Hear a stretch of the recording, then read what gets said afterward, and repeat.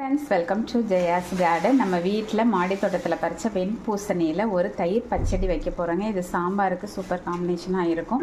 அது நல்லா கட் பண்ணிவிட்டு வச்சோம் அப்படின்னாக்க தண்ணி அதிலே வந்துடும். ஸோ தண்ணியெல்லாம் ஊற்ற வேணாம், உப்பு போட்டு நல்லா வேக வச்சுக்க வேண்டியதான் ஃப்ரெண்ட்ஸ். அது வேகிற டைமுக்குள்ளே இங்கே வந்து நம்ம நல்லா ஒரு முறை தேங்காய், அதுக்கப்புறம் 2 பச்சை மிளகாய், சீரகம், பூண்டு அரைச்சிட்டு வந்துடலாம். முடிஞ்ச அளவுக்கு வந்து நான் முன்னாடியெல்லாம் இந்த கருப்பாக இருக்கிறதெல்லாம் எடுத்துகிட்டு போடுவேன். இன்றைக்கி டைம் இல்லாதனால அப்படியே போடுறேன். இல்லைன்னா துருவி போட்டுக்கோங்க, அப்போ தான் நல்லா வெள்ளைன்னு வரும் ஃப்ரெண்ட்ஸ். நல்லா பாயில் ஆகிடுச்சு. இப்போ வந்து அந்த அரைச்ச விழுதையும் போட்டு மசால் வடை போகிற வரைக்கும் நல்லா கொதிக்க வச்சு கட்டி ஆக்கிடணும். ஒன்றுமே இருக்கக்கூடாது. அப்போ தான் தயிர் ஊற்றும்போது நல்ல ஒரு கன்சிஸ்டன்சி வரும். இந்த அளவுக்கு கெட்டியாயிடணும், தண்ணியே இல்லாமல். இப்போ நம்ம ஸ்டவ்வை ஆஃப் பண்ணிவிட்டு கடுகு, உளுந்தம்பருப்பு, வத்தலை வந்து கிள்ளி போடக்கூடாது, முழுசாக தான் போடணும். ஃப்ளேவர் மட்டும் இறங்கினா போதும், அப்போ தான் ஒயிட்டாகவே இருக்கும்.